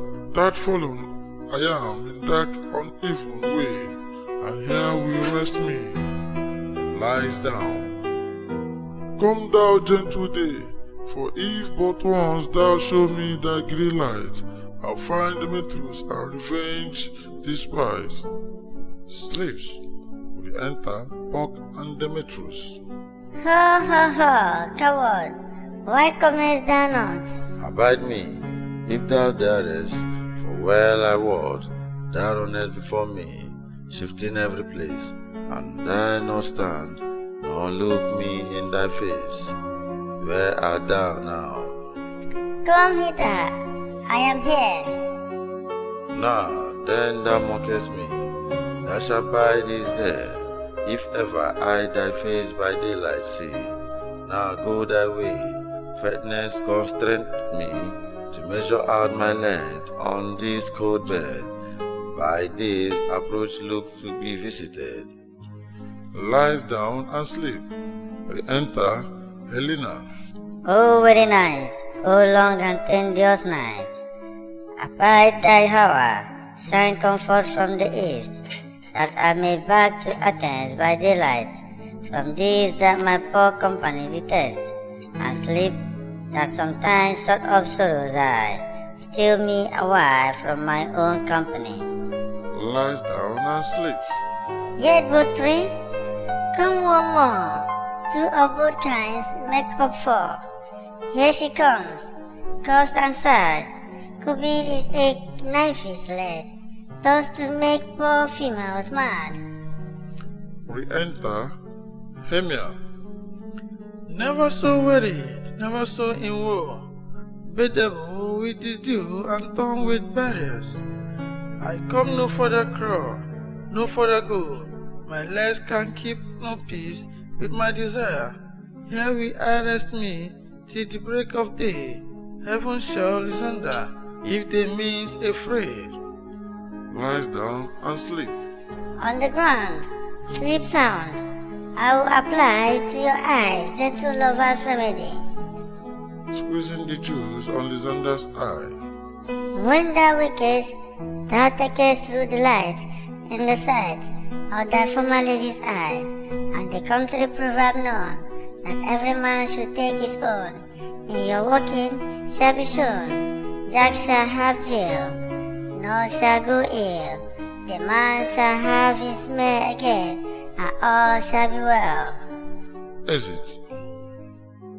End of Act 3, Scene 2. This is Mr. Humphrey Ibudinyash recording for Mrs. Margaret Catherine of Midsummer Night Dreams by William Shakespeare. Act 4, Scene 1. The Saint Lysander, Demetrius, Helena, and Hermia. Lying asleep, enter Titania and Bottom, and Place Blossom, Cobweb, Moth, Monster Seed, and other fairies attending Oberon's behind unseen. Come, sit thee down upon this flowered bed, while I thy animal cheek do coy, and stick musk roses in thy sleek smooth head, and kiss thy fair large head, my gentle joy. Where is Peace Blossom? Ready. Scratch my head, Peace Blossom. Where is Monsieur Cobweb? Ready. Monsieur Cobweb, good Monsieur, get you your weapon in your hands, and kill me a red happy humble bee on top of the tester. And good Monsieur, bring me the honey bag. Do not fret yourself too much in the action. Monsieur and good Monsieur, have a care the honey bags break not. I will be loath to have you offlown with a honey bag. Signor, where's Monsieur Mustard Seed? Ready. Give me your nymph, Monsieur Mustard Seed. Pray you, leave your courtesy, good Monsieur. What's your will? Nothing good, Monsieur, but to help cover a cobweb to scratch. I must to the barbers, Monsieur, for methinks I'm marvelous hairy about the face, and I am much a tender as, if my hair do but tickle me, I must scratch. What? Will I hear some music, my sweet love? I have a reasonable good ear in music. Let's have the tones and the bones. Or say, sweet love, what thou desired to eat. Truly a peck of provender. I could munch your good dry oats. Methinks I have a great desire to a bottle of hay. Good hay, sweet hay, has no fellow.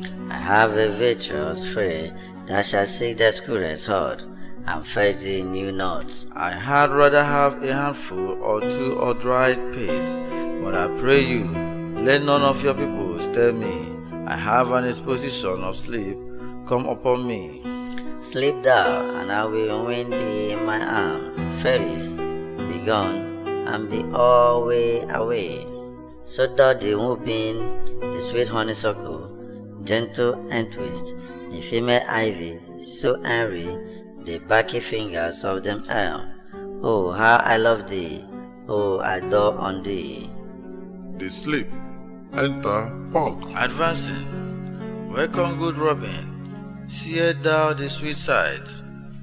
Her dotage now I do begin to pity, for meeting her of late behind the wood, seeking sweet favors from the hateful, fool I did upbraid her, and fall out with her, for she is here the temple, then had rounded with a cornet of fresh and fragrant flower, and that same dew we sometimes on board was wont to swear like round and orange pearls, stood now within the pretty flowered eyes, like tears that did their own disgrace burial. When I had at my pleasure taunted her, and she in maelstrom begged my patience, and then did ask of her changeling child, which thread she gave me, and her fairy sent to bear him to my bower in fairyland. And now I have the boy.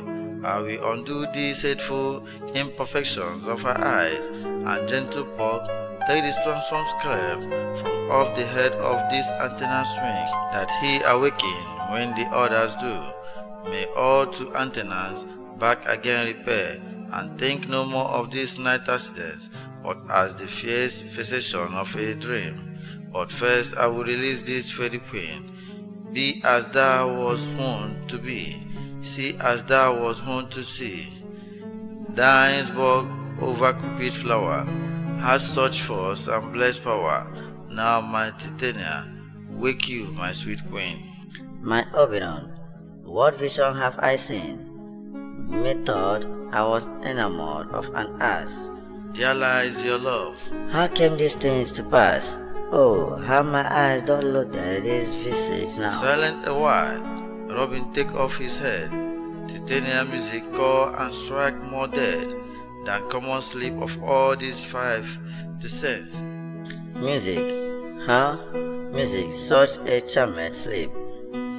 Music still. Now when thou wakest, with thy own fool's eye peep. Sound music, come my queen, take hand with me, and rock the ground whereon these slippers be. Now thou and I are new in amity, and will tomorrow midnight solemnly dance in Duke, Theseus' house triumphantly, bless it of prosperity. There the pair of faithful lovers be, wedded with Theseus or in jollity. Fairy king, attend and mark, I do hear the morning lark. Then my queen, in silent sad, trip we after the night shade. We the globe can compass soon, swifter than the wandering moon. Come, my lord, and in our flight, tell me how it came this night, that I sleeping here was found, with these mortals on the ground. Aesons, horns winded within. Enter Theseus, Hippolyta, Aegeus, and Train. Go, one of you, find out the foresters, for now our observation is performed, and since we have this veilward of the day, my love shall hear the music of my horns. Uncoupled in Western Valley, let them go. Dispatch, I say, and find the forester. Is it an attendant?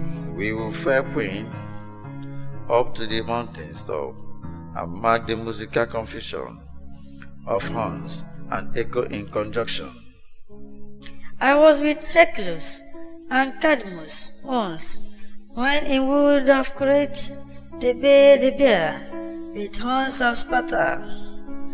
Never did I hear such gallant chiding, for beside the groves, the skies, the fountain, every region near, seemed all one mutual cry.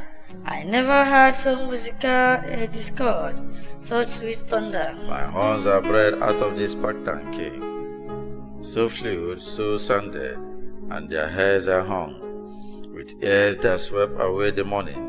Dew croak kneel and drew lap like Thessalian balls, slow in pursuit, but march in mouths like bells, each under each a cry more tunnable. Was never hollered to, nor cheer with horn, in Crete, in Sparta, nor in Thessaly. Judge when you hear, but soft what nephews are these. My lord, this my daughter, here asleep, and this Lysander, this Demetrius, is the Helena, old Nida's Helena. I wonder of their being here together. No doubt they rose up early to observe the right of men, and hearing our intent, came here in grace our solemnity.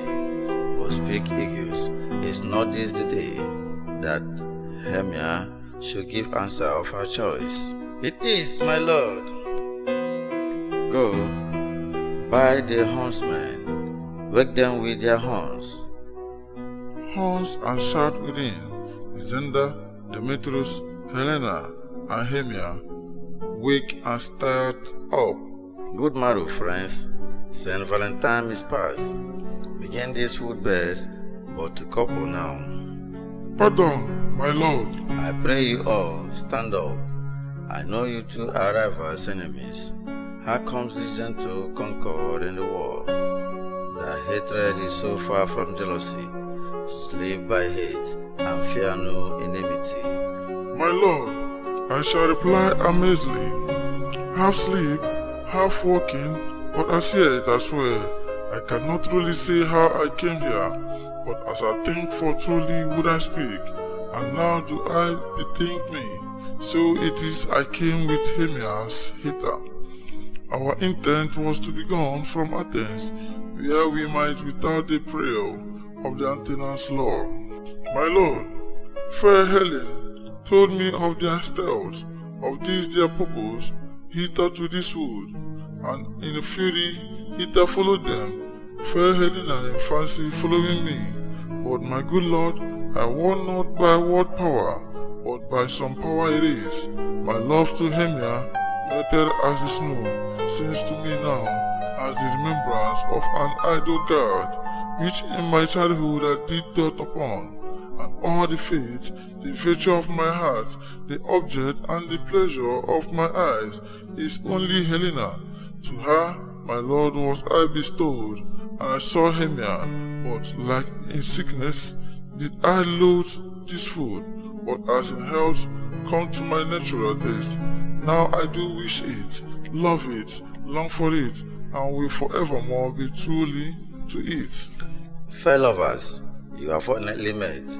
Of this discourse, we hear anon. Aegis, I will overbear your will, for in the temple by and by with us, this couple shall eternally be night, and for the morning now is something won. Our purposed hunting be set aside, away with us to Athens, 3 and 3. We hold a feast in great solemnity. Come, Hippolyta, Essos, Theseus, Hippolyta, Aegeus, and Trine. This thing seems more and undistinguishable. methinks I see these things with parted eyes, when everything seems double. So methinks, and I found Demetrius like a jewel, my own and not my own. Are you sure that we are awake? It seems to me that yet we sleep. We dream. Do not you think that Duke was here and bade us follow him? Yea, and my father. And Hippolyta. He did bid us follow to the temple. Why then we are awake? Let's follow him, and by the way, let us recount our dreams. Essos, Awaking. When my cue comes, call me, and I will answer.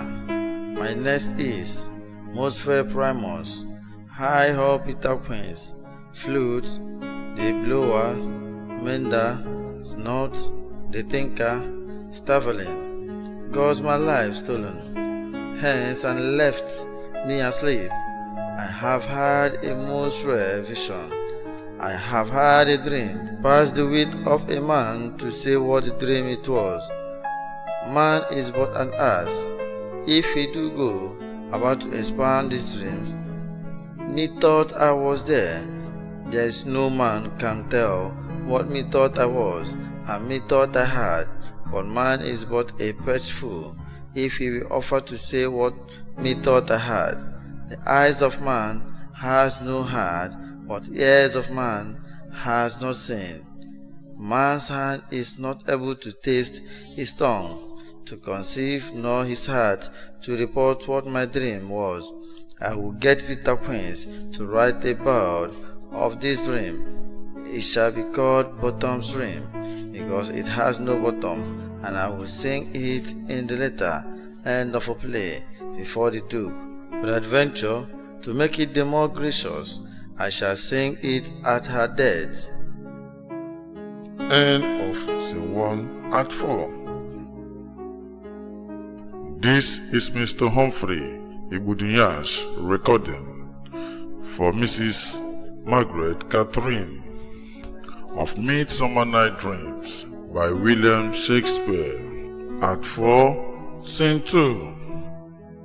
Athens, Queen's house. Enter Queens, flutes, snout, and stavelin. Have you sent to Bottom's house? Is he come home yet? He cannot be heard of. Out of doubt, he is transported. If he come not, then the play is made. It goes not forward, does it? It's not possible. You have not a man in all Athens able to discharge. Primus but he. No, he has simply the best wit of any handcraft man in Athens. Yea, and the best person too. And he is a very paramour for a sweet voice. You must say paragon. A paramour is, God bless us, a thing of naught. Enter Snow. Masters, the Duke is coming from the temple, and there is 2 or 3 lords and ladies more married. If our sport has gone forward, we had all been made men. O sweet bully bottom, thus has he lost sixpence a day during his life. He could not have escaped sixpence a day, and the Duke had not given him sixpence a day for playing. Primus, I'll be hanged. He would have deserved it. Sixpence a day in Primus or nothing. Enter Bottom. Where are these legs? Where are these hearts? Bottom, O most courageous day, O most happy hour. Masters, I am to discuss wonders, but ask me not words, for if I tell you, I am no true Athenians. I will tell you everything right as it fell out. Let us hear, sweet Bottom. Not a word of me. All I will tell you is that Duke has dined. Get your apparel together. Good strings to your bread, new ribbons to your palms. Meet presently at the palace. Every man look on his part, for the short and the long is our play is preferred in any case. Let this be half clean line, and let not him that plays the lion pare his nail, for they shall hang out for the lion's claw. And most their actor eat no onions nor garlic, for we are to utter sweet bread. And I do not doubt but to hear them say it is a sweet comedy. No more words. Away, away. Excellent. End of Act 4, Scene 2. This is Mr. Humphrey Igudinyash recording for Mrs. Margaret Catherine of Midsummer Night Dreams by William Shakespeare. Act 5, Scene 1. Athens, the place of Theseus. Enter Theseus, Hippolyta, Philostrates, lords and attendants. This strange my Theseus, that these lovers speak of. More strange than true. I never may believe these antique fables, nor these fairy toys. Lovers and maidens have such sitting brains, such sharpened fantasies that apprehended more than cool reason ever comprehends. The lunatic, the lover, and the poet are of imagination all compact. One sees more devil than vast hall can hold. That is, the madman, the lover, all as frantic, sees hailing beauty in the brow of Egypt. The poet's eye in fine frenzy rolling, doth glance from heaven to earth, from earth to heaven, and as imagination bodies forth the forms of things unknown, the poet's whim turns them to sharp and gives to airy nothing a local habitation, and in them such tricks has strong imagination, that if it would but apprehend some joy, it comprehends some bringer of that joy, or in the night imagine some fear, how easy a bush supposed a bear. But all the story of the night told over, and all their minds transfigured, so together, more witnessed than fancy's image, and grows to something of great constancy, but however strange and admirable. Here come the lovers, full of joy and might. Enter Lysander, Demetrius, Hermia, and Helena. Joy, gentle friends, joy and fresh day of love, accompanied your hearts.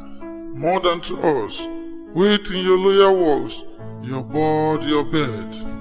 Come now, what mask, what dance shall we have to wear away this long age of 3 hours between our after supper and bedtime? Where is our usual manager of minds? What rivals are in hand? Is there no play to ease the anguish of a torturing hours? God feed us straight. Here, mighty Theseus, Say, what achievement have you for this evening? What mask? What music? How shall we poke you? The lazy time, if not with some delight. there is a brief. How many spots at rib? Make choice of which your highness will see first. Giving a paper. Reese, the battle with the central, to the song by an Athenas. You knock to the harp. Will none of that have I told my love, in glory of my kinsman Hercules. Read. The riot of the tipsy Bacchanals, tearing the Thessian singer in their rage. That is an old device, and it was played when I from Thebes come last a conqueror. Read. The 3 mouse mourning for the death of Lenin lay diseased in Bagri. That is some stir, nail and critical, nor certain with a nuptial ceremony. Read. A tedious brave scene of young Primus and his love, tipsy, very tragical might, merry and tragical, tedious and brave, that is, hot eyes and wondrous strange snow. How shall we find the concord of this discord? A play there is, my lord, some 10 words long, which is as brief as I have known a play. But by 10 words, my lord, it is too long, which makes it tedious, for in all the play there is not one word apart, one player filtered, and a tragica, my noble lord, it is. For Primus therein doth kill himself, which when I saw rehearsed, I must confess, made my eyes water, but more merry tears, the passion of loud laughter, never shed. Where are they that do play it? Hard-handed men that work in Athens here, which never labored in the mines till now, and now have toiled their unbreathed memories with this same play against your nuptial. And well, we hear it. No, my noble lord, it is not for you. I've heard it over, and it is nothing in the world, unless you can find spots in their intent, extremely stretched and corned with cruel pen, to do you service. I will hear that play, for never anything can be amiss, when simpleness and duty tend it. Go, bring them in, and take your place, ladies. Exit. Illustrate. I love not to see wretchedness or the charged, and duty in his service perishing. Why, gentlemen sweet, you shall see no such thing. He said they can do nothing in this kind.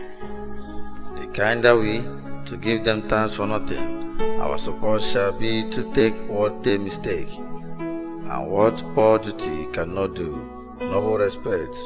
Take it in my not merit, where I have come, great class have proposed to greet me with predicted welcomes, where I have seen them shiver and look proud, make period in the midst of sentence, throttle their practiced assent in their fears, and in conclusion doubly have broke off, not paying me a welcome. Trust me, sweetheart of his silence, yet I paid the welcome, and in the modesty of faithful duty, I read as much from the rattling tongue of success and audacious eloquence, love, therefore, and tongue-tied simplicity in lay speak most to my capacity. Re-enter Philostrates. So please your grace, the prologue is addressed. Let him approach. Flourish of trumpets, enter Princey for the prologue. If we offend, it is with our goodwill that you should think we come not to offend, but with goodwill to show our simple skills. That is the true beginning of our end. Consider when we come, but in despite, we do not come as minding to contest you. Our true intent is all for your delight. We are not here that you should hear repent you. The actors are at hand, and by their show you shall hear all that you are like to know. This fellow does not stand upon point. He has read his prologue like a rough cut. He knows not disturb. A good mother, my lord, it is not enough to speak, but to speak true. Indeed, he has played on his prologue like a child on a recorder, a sound but not in a government. His speech was like a tango chain, nothing inspired, but all disordered. Who is next? Enter Primus and Tepsy, War Motion and Lion. Gentles, perchance you wonder at this show, but wonder on till truth make all things plain. This man is Primus. If you would know, the virtuous lady Thisbe is certain. This man with lime and rough cast doth present war, the vile war which did these lovers sunder, and through wars change poor souls their content to whisper, at which let no man wonder. This man with lantern, dog, and bush of thorn presented motion, for if you will know, by motion did these lovers think no scum to meet at Nanus.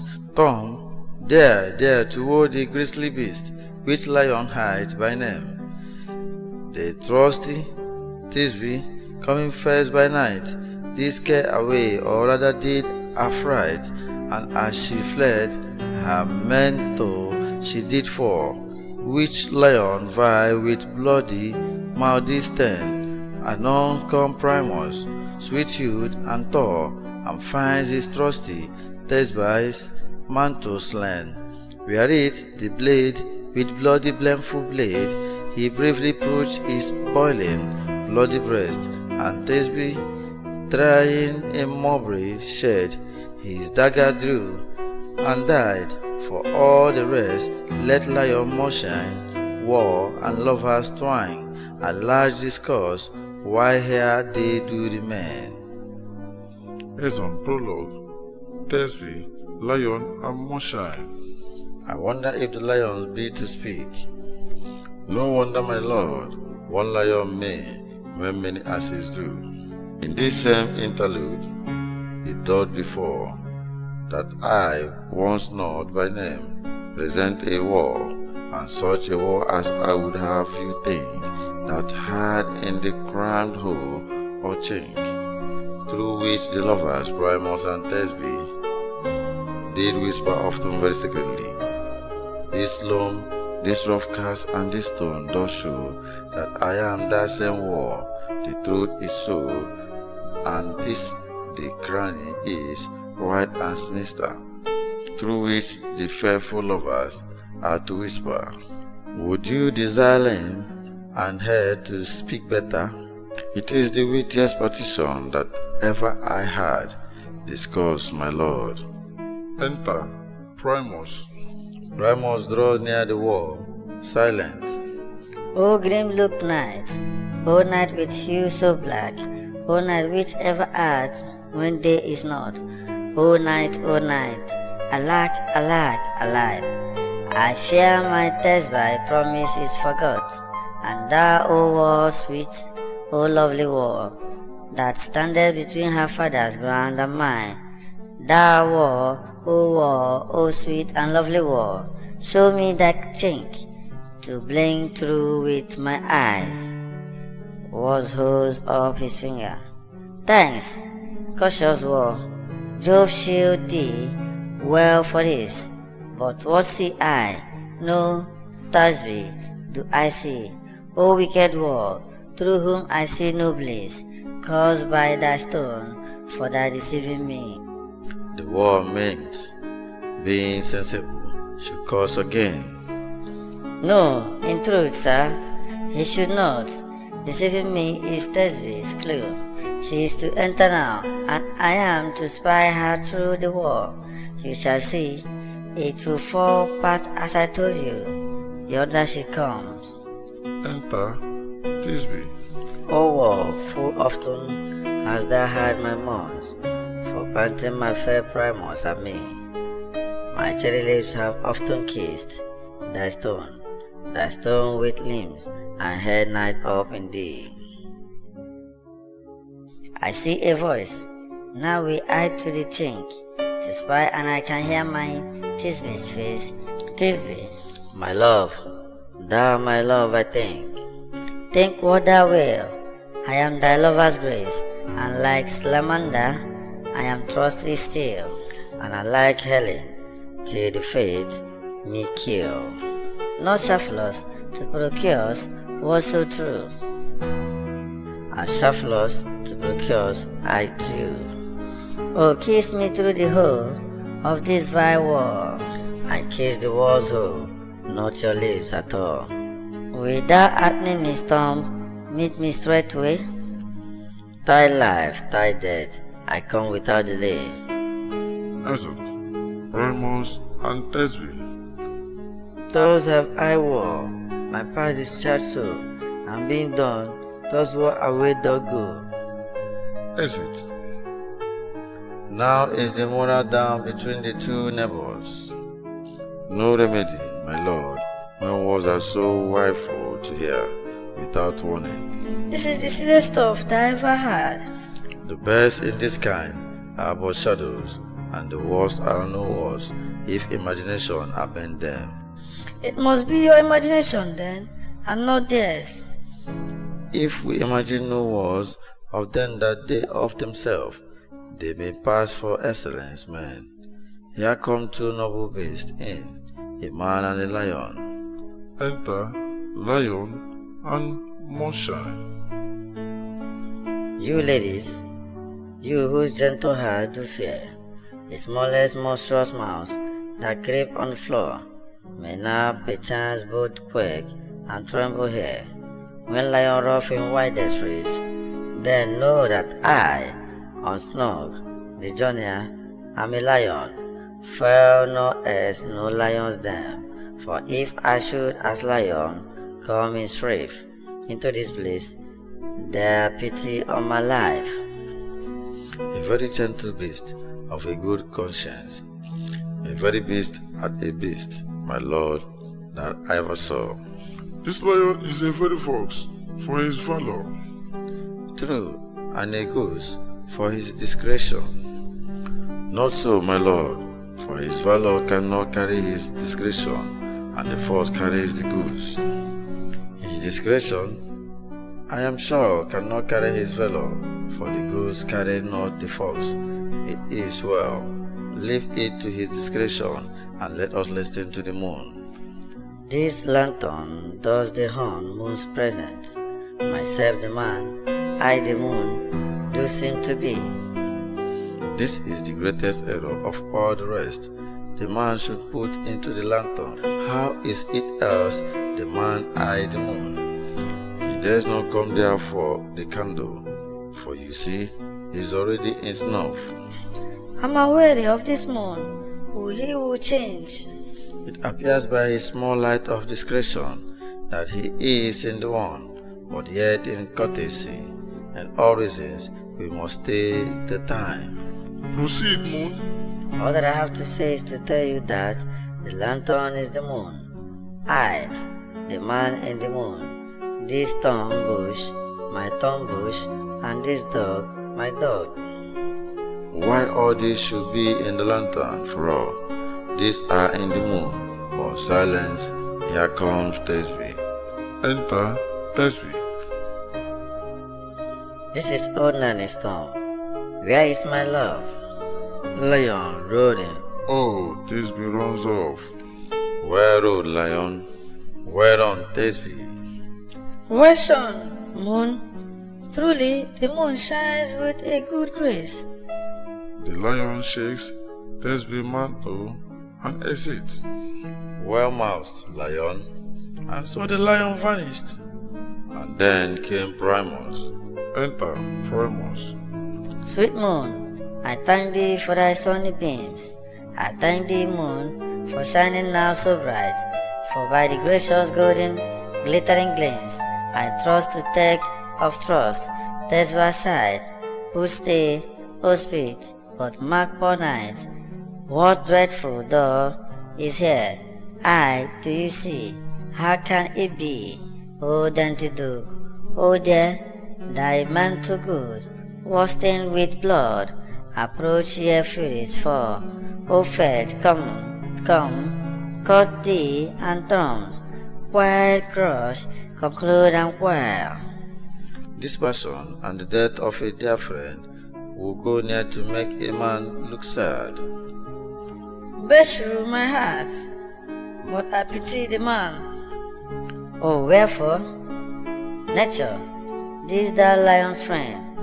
Since lion vile heart has deflowered my day, which is no, which was the fairest them that lived, that loved, that liked, and looked with cheer. Come tears confound, out sword and wound, the pape of Primus, that I left pap, where I had doth help. Stand himself. Thus die, I thus. Now I am dead, now I am fled. My soul is in the sky. Tongue lose thy sight, moon take thy flight. Exit Moonshine. Now die, dies. No die, but an ace for him, for he is but one. Less than an ace. Man, for he is dead, he is nothing. With the help of the surgeon, he might yet recover and prove an ass. How chance moonshine is gone before Thisbe comes back and find her love? She will find him by starlight. Here she comes, and her passion ends the play. Re-enter Thisbe. Methinks she should not use alone one for such a Primus. I hope she will be brief. The mood will turn the balance.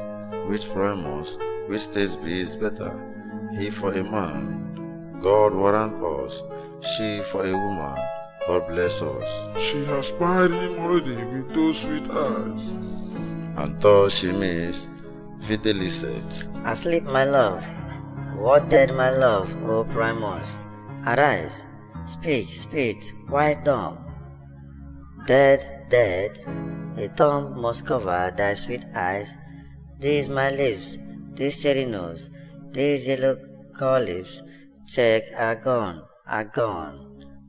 Lovers make one, his eyes were green, and lips, O sisters three, come to me, with hands as pale as milk, lay them in gore, since you have sure, we say his trade of silk, tongue not a word, come trusty sword, come blade, my breast in blue, stabs herself, and farewell friends, thus this will end, adieu, dies. Moonshine and lion are left to bury the dead. And where to? Starting up, no, assure you the walls is down, that parted their fathers. Will it please you to see the epic or hear the bagmog mask dance between two of our company. No epilogue. I pray you for your playing needs. No excuse, never excuse, for when the players are all dead, there needs none to be blamed. Mary, if he that write it had played Primus and hanged himself in Shakespeare's Gotham, it would have been a fine tragedy, and so it is truly, and very notably discharged. But come, your bank mask, let your epilogue alone. A dance. The iron tongue of midnight has taught 12 lovers to bed. The almost failing time, I fear we shall all sleep the coming moon, as much as we this night have overwatched this palpable crossplay has well be killed. The heavy guard of night, sweet friends to bed, the fortnight hold we this solemnity in nightly reviews and new jollity. Exeunt. Enter Pork. Now the hungry lions rose, and the wolf bewoos the moon, raised the heavy pugman snores, all with ready task fathom.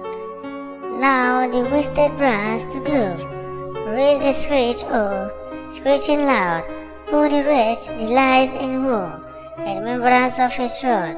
Now it is a time of night, that the gravels all gaping wide, everyone lets forth his pride, and the church we pass to glide, and we fairies that do run by the triple-hecked stream, from the presence of the sun, flowing darkness like a dream, now our frolic, not a mouse shall disturb his hallowed house.